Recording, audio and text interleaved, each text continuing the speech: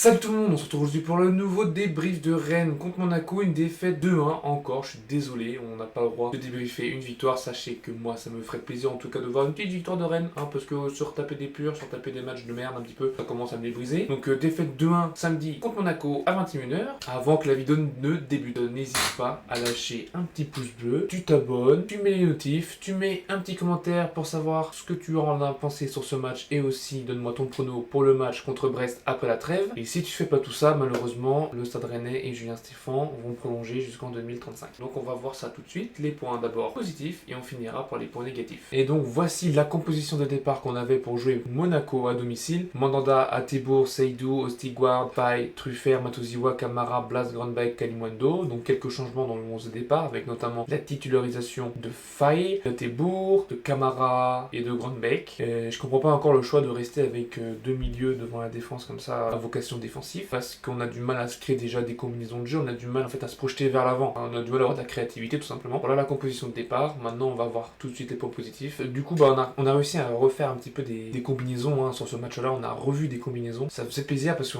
contre Paris c'était la dèche et puis contre Lens pareil, les combinaisons on n'était pas trop friand avec. En plus ça commence tôt, donc là moi je me disais sur le terrain, ah ça y est on retrouve un peu du peps dans le jeu, on arrive à se retrouver. Je crois bien que c'est Azor qui la passe à Camara qui va ensuite la passer à Kalimundo qui va la repasser à Grandbeck. Ça ne va pas donner grand chose parce qu'après on va remettre à la gauche sur Faye, on n'accélère pas assez le jeu. Donc, ça reste un point positif mais on n'accélère pas assez le jeu. Et la Faye va la mettre à Truffert mais après il va rien se passer. Atebour qui vient de faire une petite tête qui va la donner à Blas qui va bien la récupérer, il fait un bon contrôle. Il la passe sur Kalimundo mais pareil ça va rien donner derrière parce que vous voyez bien on joue à la balle et puis ça marche pas trop. Là c'est Grandbeck. J'ai illustré avec 2-3 combinaisons, on a fait un peu plus durant le match mais en fait on voit bien que cette équipe là du Stade Rennais elle a du mal à faire quelque chose avec ces combinaisons là, donc c'est bien, on arrive à combiner, on arrive à se retrouver, j'ai envie de dire, mais on n'arrive pas à concrétiser. Alors on fait des bonnes combinaisons, maintenant il va falloir s'améliorer, donc l'axe amélioration que je veux souligner, ça va vraiment être la concrétisation de ces petites actions, de ces combinaisons, ne pas faire une combinaison pour ensuite ralentir le jeu, repartir de l'arrière, rien faire, faut tenter, ok, on va sûrement louper, aller une passe sur 5, mais il y en a 4 qui passeront, donc il faut essayer, puis voilà quoi. Le match de Faye, il a été très costaud parce qu'il avait quand même des clients, il avait des clients en attaque côté monégasque. Là, il est beaucoup plus lent que l'attaquant monégasque, mais il va réussir à récupérer quand même la balle, te donner un petit coup de pied, et c'est rassurant. Je pense pour la défense c'est rassurant, pour Mandanda c'est rassurant. Là c'est pareil, il va récupérer la balle, il va bien s'orienter, là il va refaire une petite feinte de corps, il va passer, il va faire la passe à la truffe, mais ça va rien donner, il gagne les duels de la tête aussi. Ça parfait, magnifique, ça fait longtemps qu'on n'avait pas eu un défenseur qui gagne les duels de la tête. Il sait faire les transversales, Omari nous manque là-dessus. Me mettez pas une balle de cartouche, me mettez pas une balle de calibre 12. Je dis pas qu'Omari était un bon défenseur, je dis que Omari était un bon relanceur. Et là dans cette équipe, on n'a pas trop de relanceurs. En Seydou et Ostigard, pas les meilleurs relanceurs de la Ligue 1 si vous voyez ce que je veux dire. Donc Faye là, il a apporté des relances, il est venu casser des lignes, il est venu apporter un petit peu de piment dans cette défense en fait finalement. Gros coup de cœur pour l'instant sur Faye, ou Faye, je sais pas comment vous le dites. Donc là vous voyez, il a, regardez tout l'espace qu'on gagne, les mètres qu'on mange. Bon après, c'est Truffert quoi. Aussi en point positif, j'ai mis forcément le beau but de Blas. Là Blas il... Moi je commence à le voir armer sa frappe, je suis oh bâtard, il va hocher une occasion. Et j'ai été mauvaise langue parce que c'est quand même un sacré pétard qui nous met là. Un partout, on se dit, bon, c'est bien. C'est 5-6 minutes après le premier but de Monaco. On se dit, on a du répondant. Là, il porte ses balls un petit peu, Blas. Et on repart sur de bonnes bases. On est parti, on va y arriver, on va gagner ce match. Mais à part les bonnes combinaisons qu'on a retrouvées, peut-être la seconde période, où vraiment en seconde période, on a réussi à... On avait un peu plus le pied sur la balle, je crois qu'on a 60% de possession total, si je dis pas de conneries. On s'est créé beaucoup plus d'occasions en seconde période, mais des occasions qui ne servent à rien parce que je crois qu'on finit avec 4 ou 5 frappes cadrées, donc trop peu, alors que Monaco finissent eux avec 2 frappes cadrées et 2 buts, donc Monaco a été chirurgical. D'habitude c'est l'inverse, on a été chirurgical depuis le début de saison, là on l'a pas été, on n'a pas réussi à inquiéter plus que ça Monaco, comme Monaco n'a pas réussi à plus nous inquiéter que ça finalement. Voilà, c'est à peu près tous les points positifs sur ce match, donc les combinaisons qu'on retrouve, Faye qui a été intéressant, et voilà quoi, c'est à peu près tout. Nous sommes partis tout de suite avec les points négatifs, donc ça a été vraiment les erreurs techniques. Sur ce match là, on récupérait beaucoup de ballons, donc c'était bien, mais le problème c'est que derrière on en faisait rien. On faisait des passes trop longues, on faisait des passes directement de défenseur, on faisait des passes dans le dos. Enfin bref, c'est dommage parce que pour une fois, on arrivait à récupérer des ballons. Dans l'intensité, on était là, dans le pressing, on était là. Mais le problème, c'est que tu peux faire un bon pressing, tu peux être très intense dans ton match, tu peux récupérer beaucoup de ballons. Si derrière t'en fais rien, bah tu peux pas vraiment inquiéter l'équipe adverse. Et là, c'est un peu le schéma qui se répète que je vous dis en fait depuis lance. Donc on le sait bien, les mecs, on presse, on récupère. Donc ça, c'est parfait. Là-dessus, il faut rien bouger. Mais bordel, les erreurs techniques depuis le début de saison et encore plus sur ce match-là. J'ai même pas pris toutes les erreurs techniques. Vous faites un jeu. Moi, je me suis amusé à le faire même quand j'avais fini ma vidéo. Vous faites un jeu, vous lancez le replay de Rennes-Monaco, vous prenez votre souris, vous la mettez au pif sur la timeline et vous attendez une minute et vous allez voir que vous verrez forcément une récupération de balle de Rennes, mais derrière, une erreur technique, une erreur de précision, une passe loupée, un mauvais choix. Voilà. Donc faites le jeu, vous me redites et maintenant, moi, je vais vous illustrer vite fait mes propos avec ça. Donc là, la balle, elle est juste ici avec Adri. Oula, j'ai fait bouger la caméra. Donc la balle, elle est avec Adri. Adri qui va faire une passe Molasson et puis bah forcément Monaco qui est dessus. Hein. Il va y avoir aussi ici, ça va se battre au milieu ici. Là vous voyez, là c'est Albert. Hein. Fait la passe ici. Mais bon, vous voyez bien que bah Blas il est là et le Monégasque qui est devant lui, donc c'est un mauvais choix. Juste un, là Kalimondo qui gagne sa tête, on se dit nickel, mais non, parce qu'il fait sa passe directement sur un Monégasque.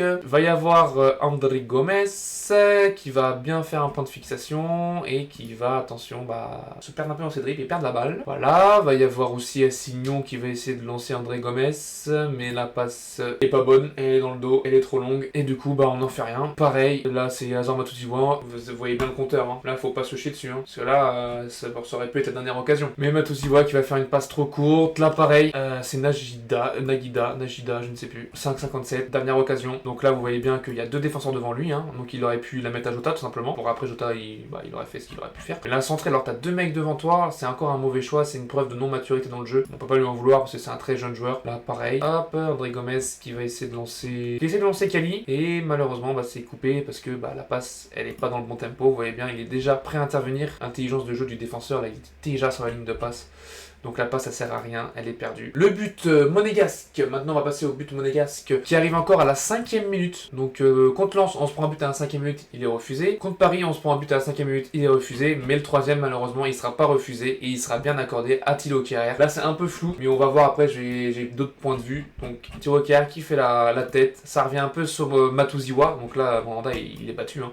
Matusiwa, il va essayer de la dégager comme il peut, mais malheureusement, bah, il fout un missile Hellstorm dans le but de Mandanda. C'est la première frappe de Monaco, premier but. Pour vous dire qu'ils ont été chirurgicales, parce qu'en soi, à part les deux buts, on n'est pas inquiété du tout. Hein. Durant le match, je trouve que Monaco n'a pas inquiété Rennes. Mais le problème, c'est que Rennes n'a pas inquiété Monaco. C'est pour ça que pour moi, ce match-là, il aurait dû se finir en match nul. Mais ce match-là, pour moi, après revisionnage, autant la semaine dernière contre Paris, j'étais encore un peu à chaud parce que j'avais fait ça moins de 24 heures avant, après le match. Autant là, ça fait 2 jours. Et ouais, après le revisionnage du match, franchement, on méritait un peu plus le match nul que la défaite, c'est un peu sévère, mais on n'a pas inquiété Monaco. Donc, c'est un peu logique aussi. Point de vue, donc Kehrer qui gagne son duel sur Halilou Saïdou. Donc là, maintenant, on va un petit peu plus s'attarder sur Albert Grunbeck. Ça fait depuis le début de saison que je vous dis qu'il fait pas les bons choix, qu'il y a des erreurs techniques en fait. Il fait pas les bonnes passes, il fait le dribble de trop. Quand derrière, il fait quand même un bon match. Ça passe. Et là, c'est la première mi-temps parce qu'après, il sort sur blessure aussi. Hein. Catastrophique. C'est pas loin du 2 sur 10 pour moi. Il va s'entêter un petit peu dans ses dribbles et il va perdre la balle. Là, pareil. Donc là, très bien. Il voit Truffert partir. Après là, pour sa défense aussi, la ligne de passe a été quand même bien coupée. Et c'est quand même une erreur technique de la part de Grunbeck. Voilà. Là pareil, il se perd sur ses dribbles. En fait c'est dommage. Ça annule une occasion peut-être de Rennes, même si j'y crois pas trop là. Le deuxième but monégasque, si vous regardez bien, c'est peut-être bien la seule phase de possession où on vient pas trop presser. On laisse trop d'air. C'est Ben Seguir. On laisse trop d'air à Ben Seguir. Là, Ostigouard, pour moi, il n'a rien à foutre aussi proche de Halilou Saïdou. Balogun, du coup, il va se régaler. Il va prendre la profondeur parce que vous savez très bien que Ostigouard, bah, c'est pas Kipembe. Ça il est très très lent quoi. Kipembe la ref. Et là, Balogun mange Ostigard, que ce soit physiquement, au duel, en vitesse. Le petit piqué qui vient tromper Steve Mandanda. Ah, il n'a plus qu'à finir et but 2-1 pour Monaco. Donc voilà, c'est à peu près tout. Point à gommer côté rennais, ça va être les avant-dernières passes, les dernières passes, les bons choix. Arrêtez de faire des passes un peu dans le vide. Voilà, en fait, je pense vraiment que cette équipe, si elle arrive à faire les passes dans le bon tempo, à plus perdre les balles aussi bêtement qu'elle fait actuellement et qu'elle l'a fait aussi depuis le début de saison, je pense vraiment que Rennes peut devenir une très très bonne équipe solide. Mais il va falloir aussi inquiéter les goals adverses. Il va falloir se créer un peu plus d'occasions. Et pour se créer un peu plus d'occasions, ça va passer par ces fameuses passes loupées. La récupération du ballon, ça va passer par là. Deuxième point aussi, je trouve qu'on joue trop dans l'axe. Donc ok, avant qu'André Gomes rentre et Jota, hein, Sur les côtés, c'est lent. Donc je peux comprendre qu'on joue un peu trop dans l'axe. Mais en fait, on a des pistons. Et les pistons, ils sont là pour ça. On vient chercher un petit peu le milieu. À la limite, tu viens chercher Kalimundo qui vient dézoner. Et Kalimundo, il doit regarder à gauche ou à droite et lancer soit à Dri, soit à Tebour.